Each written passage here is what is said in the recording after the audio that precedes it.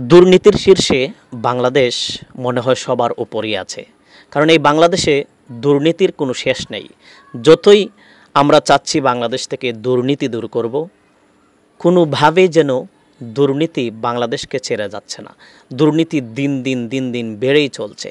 দেখেন ভিডিও স্ক্রিনে আপনারা দেখতে পাচ্ছেন, সেটা বাংলাদেশের সিলেট বিমানবন্দরে, সিলেট এয়ারপোর্টে প্রবাসীরা, রেমিটেন্স যোদ্ধারা যারা বছরের পর বছর প্রবাসে জীবন কাটিয়েছে, তাদের কিছু সামান, জিনিসপত্র, আসবাবপত্র ব্যাগের মধ্যে ছিল। আপনার স্ক্রিনে দেখতে পাচ্ছেন এই ব্যাগগুলা যখন তাদের কোনো জায়গায়, যেই জায়গার মধ্যে দেওয়া হয়, একটা সাইড দিয়ে ব্যাগ ঘুরিয়ে আসবে, সেখান থেকে ব্যাগ থেকে জিনিসপত্র পাওয়া যাচ্ছে না। কে বা কাহারা যেন ব্যাগকে কেটে চেইন, তালা সব কিছু ভেঙে সব জিনিসপত্র নিয়ে যাচ্ছে। দেখেন আপনারা স্ক্রিনে দেখতে পাচ্ছেন এই যে দুর্নীতি। একটা প্রবাসী রেমিটেন্স যোদ্ধা বাংলাদেশের মানুষকে খুশি রাখার জন্য, পরিবারের মানুষকে সুখে রাখার জন্য তাদের জীবনের যৌবনকালকে প্রবাসী নামক যুদ্ধে তাদের জীবন কাটিয়ে দিতে হচ্ছে। এই যে প্রবাসীরা, এদের কি শখ আহ্লাদ বলতে কোনো কিছু নাই? এই প্রবাসীরা বাংলাদেশের রেমিটেন্স পাঠানোর জন্য দিনকে দিন, রাতকে রাত তারা পরিশ্রম করছে। অথচ এই প্রবাসীদেরকে আমরা কি দিচ্ছি?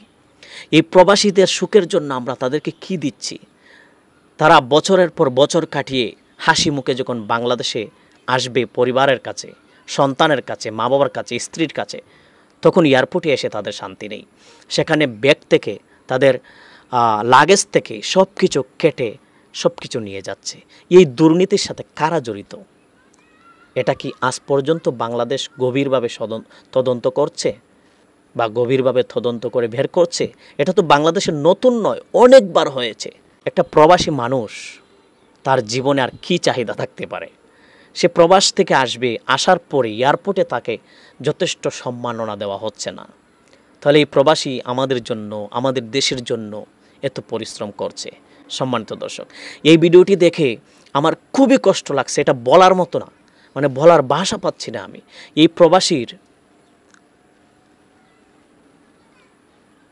প্রবাসীর জন্য আমার মনে হয় চিৎকার করে কান্না করলেও সেটার শুধরানো যাবে না। এই প্রবাসীর জন্য, প্রবাসীদের জন্য এই ভিডিওটি দেখার পরে আমি এত কষ্ট পেয়েছি যে বাংলাদেশে যে প্রবাসীদেরকে আমরা সম্মাননা দেওয়ার কথা, যে প্রবাসীদেরকে আমরা যথেষ্ট সম্মান দেওয়ার কথা, এই প্রবাসীরা এয়ারপোর্টে এসে তারা দুর্নীতিতে শিকার হয়। সম্মানিত দর্শক, এই প্রবাসী ভাইদের প্রতি একটু সদয় হন। এবং বাংলাদেশের অন্তর্বর্তীকালীন সরকারকেও আমি বলবো, আপনি বাংলাদেশের প্রধান, আপনি এগুলা তদন্ত করার জন্য নির্দেশ দেন এবং প্রবাসীদেরকে যথেষ্ট সম্মান দেন।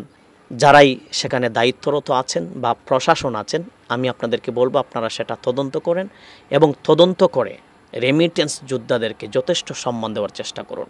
আসসালামু আলাইকুম ওয়া রাহমাতুল্লাহ।